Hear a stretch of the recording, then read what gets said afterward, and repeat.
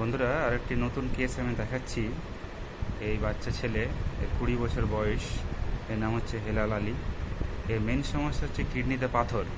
আমি এর আগেও দেখিয়েছি অনেক ভিডিওতে যে কিডনিতে পাথর বেরিয়েছে, এবং অনেক সাকসেসফুল কেস আমি হোমিওপ্যাথিতে দেখিয়েছি যে কিডনির পাথর বেরিয়ে গেছে। এটা একটা নতুন কেস। ও কিডনিতে পাথর, ও আমার কথা শুনে এসেছে। ও এর আগে একটা ডাক্তার দেখিয়েছে হোমিওপ্যাথি, আমি সবই দেখাবো। ওর মেন সমস্যাই হচ্ছে কিডনিতে পাথর নিয়ে এসছে। ওর মাঝে মধ্যে হার্টবার্ন, একটা অ্যাসিডিটি, ইরেকটেশন হচ্ছে 20 দিন ধরে, কিন্তু multiple calculus in right kidney, বড়োটা হচ্ছে 3.1 মিলিমিটার মতো, এবং লেফট কিডনিতেও পাথর আছে কাছাকাছি 3 mm মতো, এবং লেফট ইউরেটার হাইড্রোনেফ্রোসিস। কারণ 4 mm একটা পাথর ওর ভেসিকো ইউরেটারিক জাংশনে ওখানে বসে আছে। সো ওই জন্য ওর হাইড্রোনেফ্রোসিস হচ্ছে লেফট সাইডেড। ওর পার্সোনালিটি শুধু সাপ্রেশন অফ স্কিন ডিজিজ, একবার দাঁত হয়েছিল, সে মলম লাগিয়েছে। ওর জল পিপাসা কম। তোমার জল পিপাসা কম বললে একদমই পাই না, অল্প। আর তোমার শীত গরমের মধ্যে কোনটা বেশি কষ্ট হয় বললে? গরমে বেশি কষ্ট। সো আমার রোগী হট পেশেন্ট, ঘাম বেশি হয়, মাংস পছন্দ করে, টক পছন্দ করে, কোল্ড ড্রিঙ্কস পছন্দ করে, কিন্তু ব্যাপারটা হচ্ছে ও মিষ্টি একদম পছন্দ করে না। তুমি মিষ্টিটা একদমই পছন্দ করো না, দিলেও খাবে না তুমি, সেরকম পছন্দ তোমার নয়, ওইসব কথা পছন্দ করো না। সো ও মিষ্টিটা অতটা পছন্দ করে না। পায়খানাটাও ঠিক হচ্ছে না, নট ক্লিয়ার, রাগ আছে বেশি, একটু ইরিটেবল। এবং ও জিজ্ঞাসা করাতে, আমি যে ওষুধ দেবো সে ওষুধ জিজ্ঞাসা করাতে পেলাম যে ও আনক্লিন, অতটা পরিষ্কার পরিচ্ছন্ন থাকে না। ও নিজে থেকে বললো আমি রুমে জামা কাপড় যা আসে খুলে রেখে দিই। তাই বললে তো তুমি, অত তোমার পরিষ্কার পরিচ্ছন্নতা তো দরকার নেই, এসে রেখে দিলে যেখানে সেখানে, অত পরিষ্কার করার দরকার পড়ে না। ও নিজেই বললো যে আমি অত পরিষ্কার পরিচ্ছন্ন রাখি না। তো দেখেই মনে হচ্ছে, দেখো, ফিজিক্যাল মেকআপ লাইক সালফার, একদম ব্রিমস্টোন। এবং আমি সালফারই দিতে চাইছি। Hot patient, sulphur hot patient, ঘাম বেশি, মাংস পছন্দ করে, কিন্তু কোনটা ইন্ডিকেট করছে? ওর মিষ্টি পছন্দ করছে না। না করুক, পেলাম না একটা সিমটম, তাতে অসুবিধা হবে না আমার।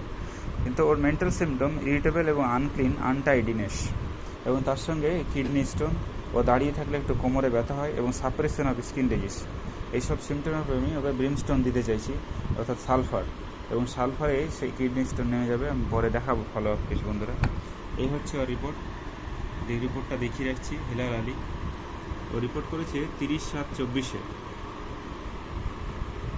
এই যে রাইট কিডনি 3.1, লেফট কিডনিতে 2.7 মিলিমিটার, এবং তার সঙ্গে left ureter is dilated due to the calculus measuring 4.0 millimetre size noted at the vesico ureteric জাংশনে বসে আছে। আমি তাকে ছবি এঁকে বুঝিয়ে দিয়েছি, লেফট রাইট এবং ইউরেটার দিয়ে ছবি এঁকে বুঝিয়ে দিয়েছি। ও একটা হোমিওপ্যাথি ডাক্তার দেখিয়েছিল, ওনার আমি নাম দেখাবো না। ওনার দেখানোর উদ্দেশ্য হচ্ছে যে আমাদের যে ফর্মুলা, আমাদের যে আসল হোমিওপ্যাথিক, যে treat the patient not the disease, অর্থাৎ সিঙ্গেল মেডিসিন, ভালো করে কেস টেকিং করে, অ্যানালাইসিস করে, ইভালুয়েশন করে, ইন্টারপ্রিটেশন করে যে একটা মাত্র ওষুধে আসতে হবে, সেটা উনি করেননি। অর্থাৎ হোমিওপ্যাথিক রুলস ফলো করছে না। কী ওষুধ দিয়েছে? কোনো কেস টেকিং নেই। ইউএসজি, কোনো কেস টেকিং নেই। কী লিখেছে কিছু বোঝা যাচ্ছে না। দেখো তোমরা যদি বুঝতে পারো, কোনো কেস টেকিং নেই, ওষুধ শুরু হয়ে গেছে। কী দিয়েছে? Chelidonium mother, berberis vulgaris mother, lycopodium 200, calculus M15, অর্থাৎ এটা একটা পেটেন্ট ওষুধ। আর এটা কি কালমেগ না কী দিয়েছে বুঝতে পারছি না বন্ধুরা। ব্রাইনিয়া দিয়েছে ডাইলুশন 60 না কি বুঝতে পারছি না। একবার দেখিয়েছে, 1 2 3 4 5 6টা মশলা মুড়ি করেছে। আবার গিয়েছে, আবার দিয়েছে লাইকোপোডিয়াম, আবার 200। আমার প্রশ্ন হচ্ছে, তুমি লাইকোপোডিয়াম দিয়েছো, ঠিক আছে, 30 সাথে লাইকোপোডিয়াম দিয়ে লাইকোপোডিয়াম 200, তুমি আবার রিপিট করছো lycopodium 200 17/8। So it is the deep acting medicine. তুমি 15 দিনের মাথায় আবার রিপিট করলে, আবার গেছে, আবার রিপিট করেছে লাইকোপোডিয়াম, এই যে লাইকোপোডিয়াম 200 আবার রিপিট করেছে। সো আমি দেখাতে গেছি যে এত ঘন ঘন রিপিটেশন পুরো কেসটাকে, যদিও লাইকোপোডিয়াম যদিও ঠিক মেডিসিন হয়, তবুও কেসটাকে ব্লান্ডার করে দিলেন। কারণ লাইকোপোডিয়াম একটা ডিপ অ্যাক্টিং মেডিসিন, এবং তার সঙ্গে তো দেখালাম 5টা মশলা মুড়ি দিয়েছে। হ্যাঁ, 5টা 6টা করে মশলা মুড়ি দেখিয়েছে। এই যে কেস দেখালাম, so it is not for homeopathy. হোমিওপ্যাথির একটাই মূল মন্ত্র, treat the patient not the disease.